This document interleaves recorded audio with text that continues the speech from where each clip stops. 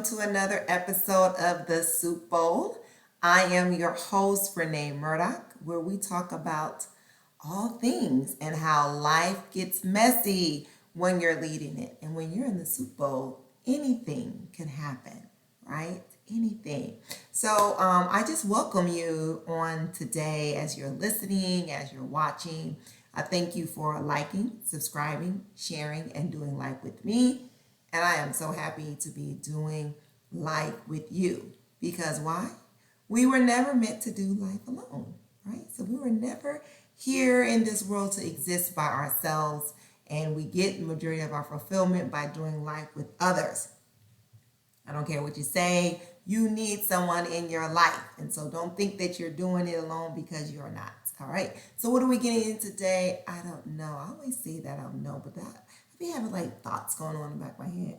Anyway, I try to do something new with my hair. I don't know, but it doesn't hurt. But I did kind of like kept twisting it and twisting it and twisting it, and this is the result of that. So again, just trying to do something new. Oh, I gotta move bobby pin right there, sticking up. Okay, there we go. So I think we're ready to go. So hey, what has been going on with you? Again, put it in the comments. What do you want to talk about? What do you want to muse over? What do you want to discuss? What are you going through right now? We're almost at the end of the year. There's a lot going on. Maybe you're like, oh my gosh. Hey, for a moment, take a pause. Go back, look at those things that you wanted to accomplish in 2024. Where are you at with that? Are you almost there? You're not there? Hey, you got 2 months left. It's not too late. You have 2 months left to get something done, right? To where you feel like you have accomplished something. So I'm just going to put a plug in here. You can call me, right? You can email me at info@4mosaic.com and let's talk about getting those goals, right? I can coach you to get some results. It's not too late. Again, there's 2 months left. So don't be like, oh my gosh, I didn't accomplish anything, because you can do it. You can do it, right? Is that a behavioral thing, right? It could be, right? When we talk about what people want to do and they don't actually get it done. And that can result into so many reasons why. But we really have to ask ourselves why, right? So it could be number one thing, right, that's on the top 5 list of New Year resolutions is I want to lose weight. I want to stop smoking. I want to spend more time with my family. I want to make more money, right? So those are some top things, right? And so could you still make those things happen? I think so. 2 months is a long time. It's short, but it is still long if you put in the work to get it done. So let's talk about behavioral change, because that's something that I'm currently getting a new certification in for coaching, which I think it aligns very well with neurolinguistic programming, which I'm already certified in. Let me tell you, I'm always learning. So if you come up to me or you send me a message, be like, Renee, what are you doing? I'm not going to say nothing, okay? Because I'm always doing something. I believe learning is key, that you should always remain teachable, always remain a student, because we don't know all things, people. We don't know all things. We just don't. And we should always put ourselves in a place of learning. So this is what I do. I read, I put myself in a classroom, I read, I put myself in a classroom, I do searches, I put myself in a classroom and I read, okay? So that's what I do. And then the other thing too, okay, I'm gonna save that for next time. But anyway, so let's talk about this behavioral thing, right? Why do people do the things that they do? Why do they behave in a certain way? So I was giving this story, right, of a particular thing.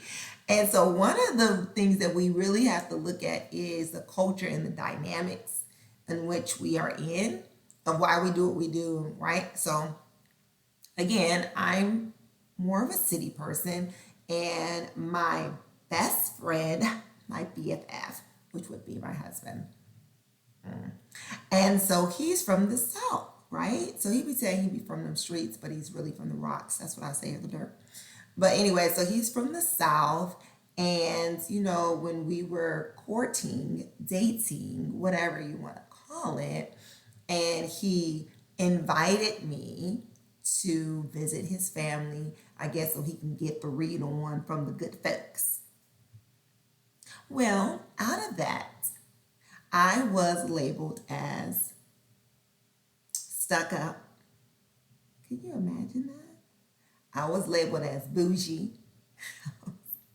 And probably some other choice names in there that I do not know of because that was not shared with me. And this label went on for some years, right? And it really bothered me in the beginning, but it didn't, but it did, right? But the reason why I got that label in the very beginning until some of them really got to know me, which were primarily was the women, right? The women always got something to say. The men were like, whatever. But I got this label because when I went down there the first few times is that I would not eat their food. So, and this, and my BFF, right? He didn't tell me before I went that you have to eat something, right? Like you cannot deny not eating something. And so I would say very politely, oh, no, thank you. I mean, that's what I was taught. No, thank you.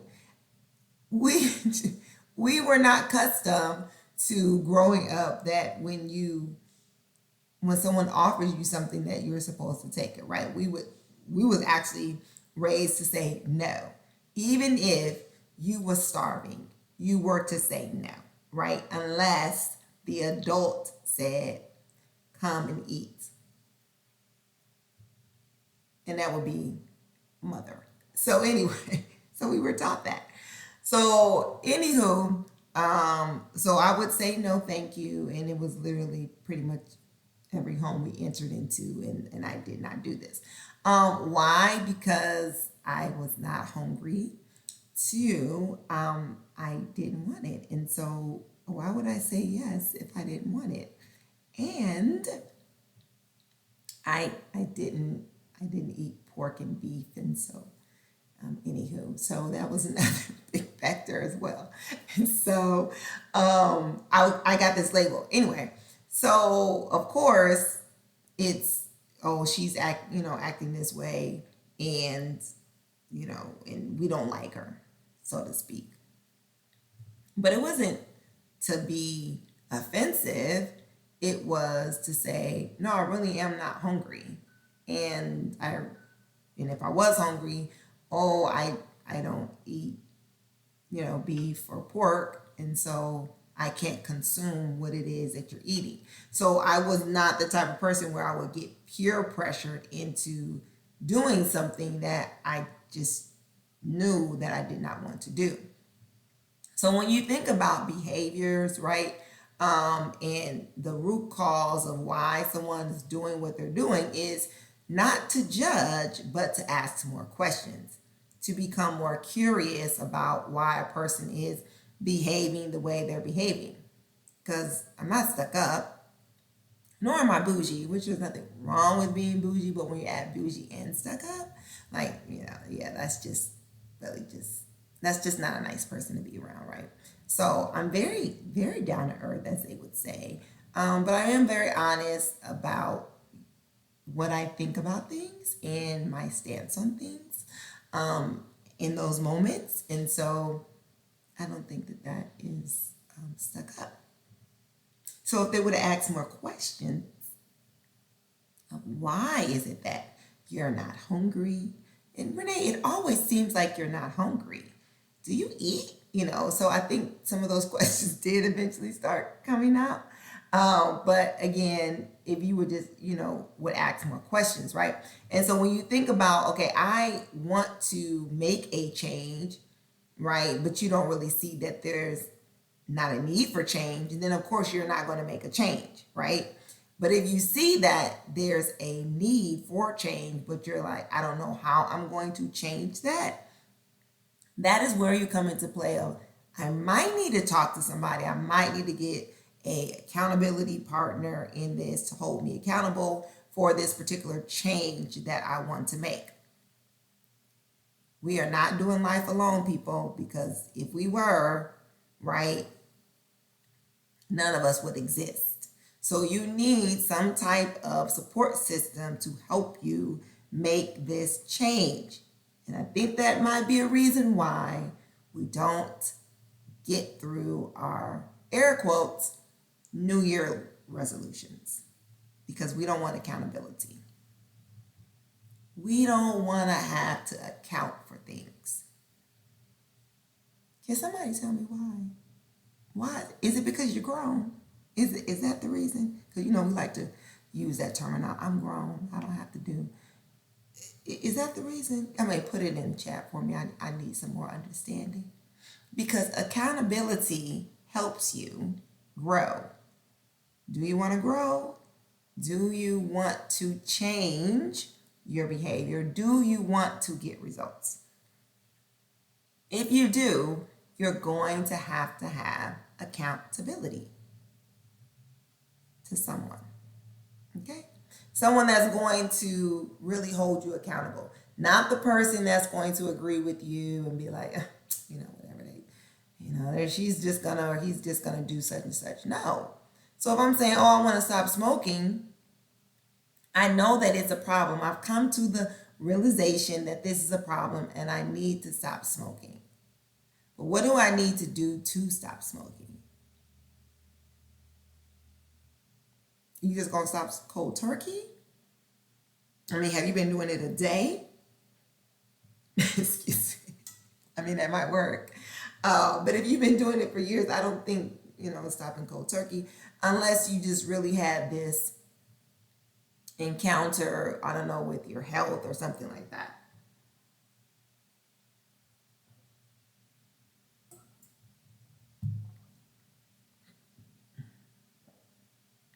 So I'm drinking water. I'm thirsty. But anyway, so you're more than likely are not going to stop, or you could stop and then you'll start again. Why is that? Because you have not put the measures in place that you need to put in place to ensure that this behavior lasts longer than a weekend, right? So, for instance, I want to stop this behavior, but I continue to keep on the same track or timeline that I'm normally on. Well, that's not possible. You're going to have to change up some things. I might not be able to hang out at the same spots that I've been hanging out before. I might not be able to go to the same stores that I've been going to before. I might have to take a different route home that I'm normally used to taking, or, those are the type of things that you possibly have to put in place. And it might even get to the fact that you might have to let some people go.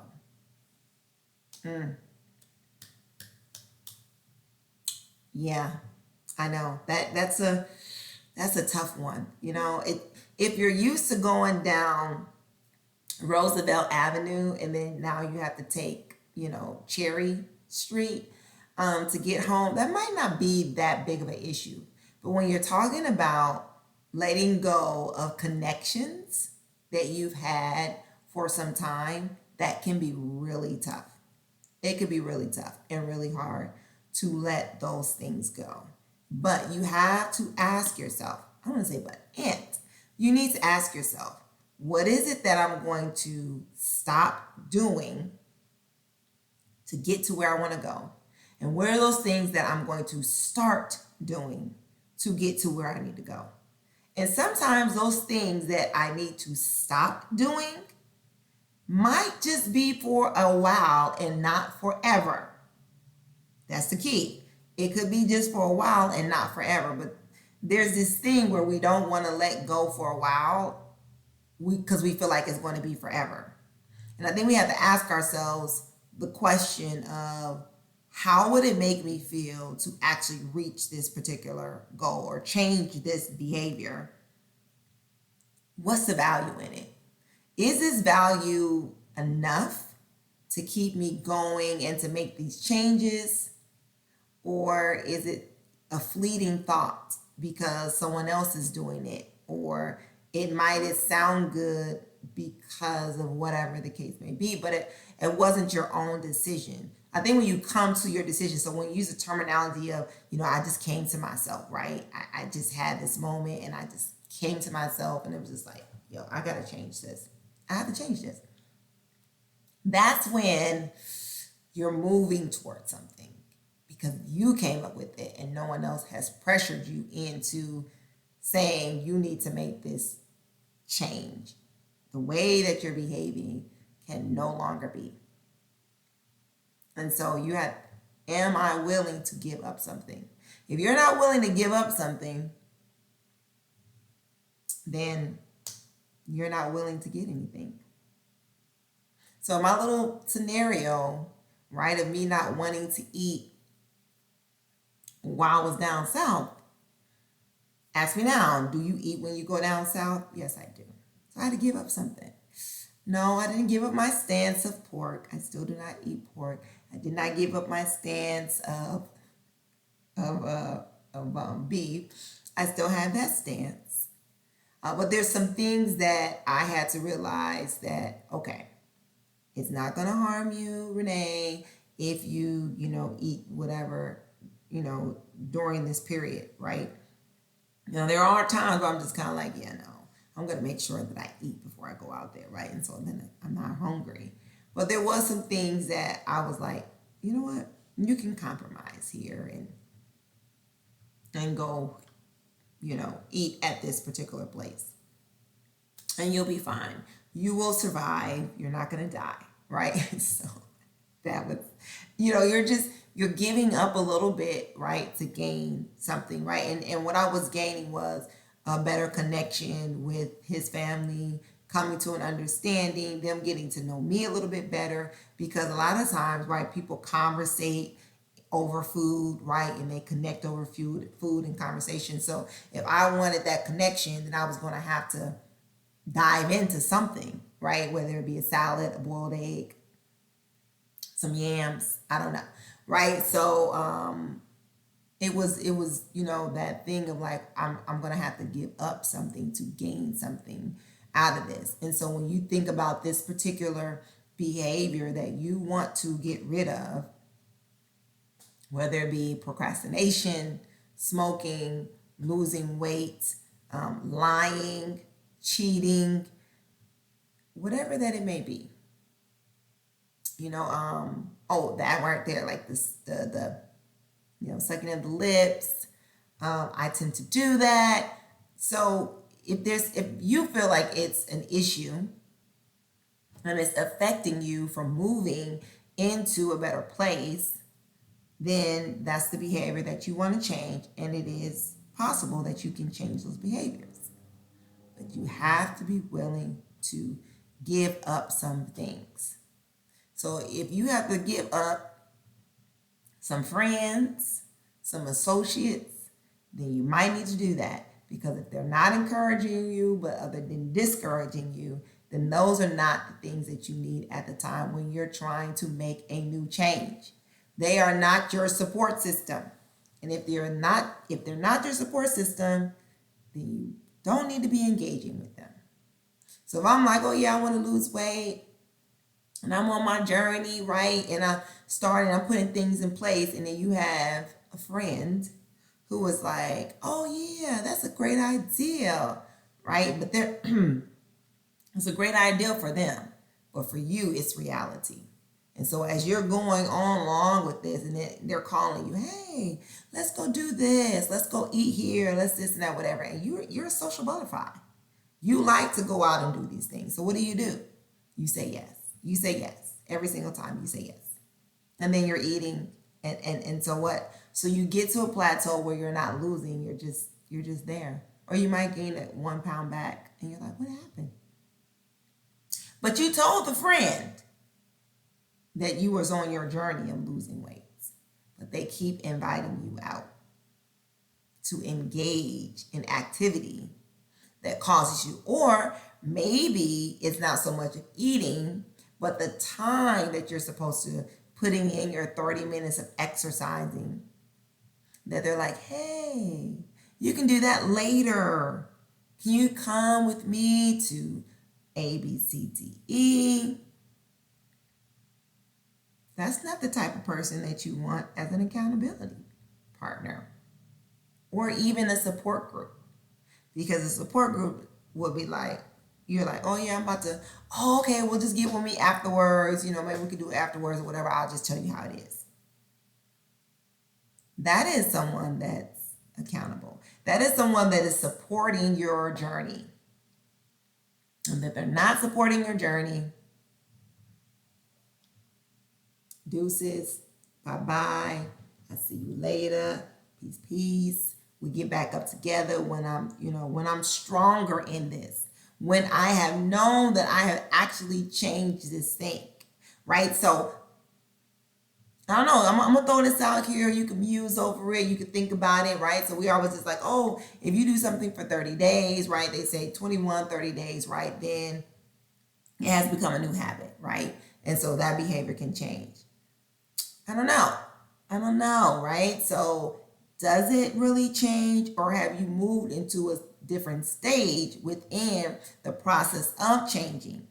Where a lot of research is showing now in behavioral change theory that it's really going to take you 6 months plus for this to become your norm. You're talking about 6 months plus of doing this thing. So let's go back to the scenario of losing weight, the person that wants to lose weight, right? Because it's just, again, it's in your top 5 of your New Year resolutions. You want to do this thing, right? So is it your norm now that if you miss a day, that you're like, oh my gosh, I missed a day, it's over, I can't do this anymore, right? But if you're 6 months plus in this thing and you miss a day, you're like, okay, I'm going to get it tomorrow. Or maybe I went out of town for a business trip or whatever, and the time doesn't permit, and so I'm going to catch it back up with it when I get back home. Or while I'm out, I have my bands or whatever the case may be in my room, and so I'm doing some type of calisthenic exercise. This is where you know that your behavior has actually changed to help sustain you into more of a healthier you. That's it. If it's someone that is spending money all the time, and you just click, click, click, click, click every time, oh, I got to get this, I got to get that, and you're trying to change that behavior, right?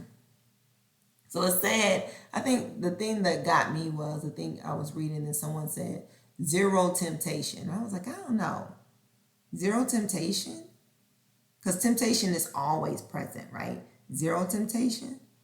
So that means like a person that smokes, right, and they've stopped smoking and they've stopped for a while, and one of their barriers that they put in place was, okay, I'm not going to go to the store that I normally go to purchase cigarettes, right? Or I'm not going to purchase in this quantity or whatever the case may be. So would that mean that you just stop going to the gas station, or maybe stop going inside? You don't go to the customer service desk at the store, and it says you just never have temptations. I don't know, right? Because I think sometimes, I'm not a smoker, but this is just what I've heard. People have told me that usually like it calms them, right? Like it's a stress reliever, whatever. So are you never gonna have stress? So that's what I'm saying. Like I just, that the ideal of having zero temptation over something that you've done for years, I don't know. I think temptation is always present.